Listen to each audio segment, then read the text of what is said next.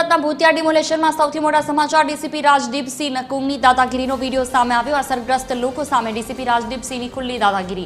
અસરગ્રસ્ત લોકોને ધમકી આપી કે જાઓ હાઈકોર્ટમાં લડી લો, હાઈકોર્ટમાં જવું હોય તો જતા રહો।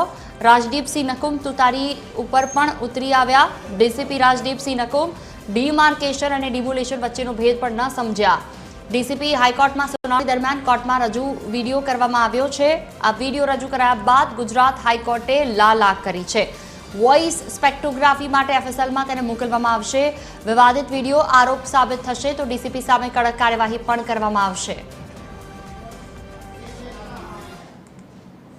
વધુ માહિતી સાથે સંવાદદાતા દિવ્યેશ પરમાર ફોનલાઈન પર જોડાયા છે। દિવ્યેશ, જે રીતે આ વિડીયોને એફએસએલમાં મોકલવામાં આવ્યો, ક્યાં સુધીમાં રિઝલ્ટ આવશે, શું કાર્યવાહી થઈ રહી છે?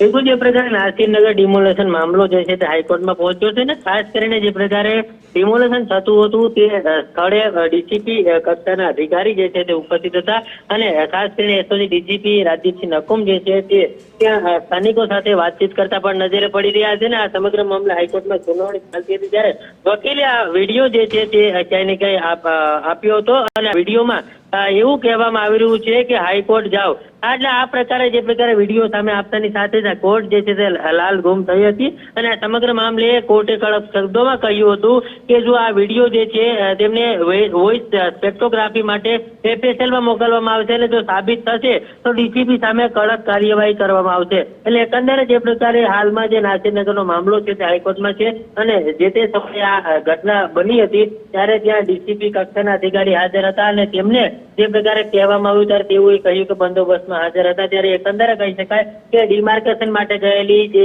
ટીમ હતી તેણે ડિમોલેશન કઈ રીતે કર્યું, ત્યાં પોલીસ હાજર હતી તો તેમને કેમ આ સમગ્ર મામલે ખબર ન હતી। આ સમગ્ર મામલે હાઈકોર્ટ જે છે તેમાં હાલ સુનાવણી ચાલી રહી છે અને તેને જ લઈને હાલ જે પ્રકારે હાઈકોર્ટ દ્વારા કડક શબ્દોમાં આ સમગ્ર મામલે જે પ્રકારે તપાસ હાથ ધરવા કહ્યું છે ને એફએસએલમાં જો સાબિત થશે તો ડીસીપી સામે કડક કાર્યવાહી છે તે કરવામાં આવશે। બિલકુલ, તમામ જાણકારી બદલ આભાર।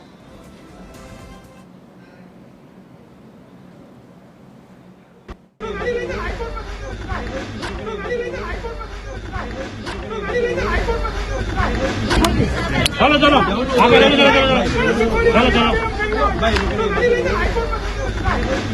चलो चलो चलो ले जाओ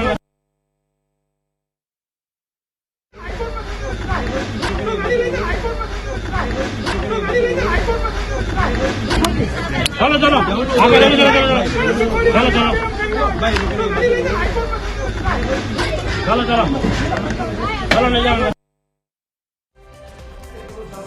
અસરગ્રસ્ત લોકો સામે હાલ તો ધમકી આપી કે હાઈકોર્ટમાં થાય તે રીતે તે લડી લો, હાઈકોર્ટમાં જવું હોય તો જતા રહેજો। રાજદીપસિંહ નકુમ આ વિડીયો એફએસએલમાં મોકલવામાં આવ્યો છે। જો આ બાબત ઉપર આરોપ સાબિત થશે તો તેમના વિરુદ્ધ હાઈકોર્ટ કાર્યવાહી કરશે। અસરગ્રસ્ત લોકોને તેમણે ધમકી આપી હાઈકોર્ટમાં જવા માટે પણ કહ્યું છે। વિડીયો રજૂ કરાયા બાદ ગુજરાત હાઈકોર્ટની લાલાક। વોઇસ સ્પેક્ટ્રોગ્રાફી માટે એફએસએલમાં આ વિવાદિત વિડીયો મોકલવામાં આવશે।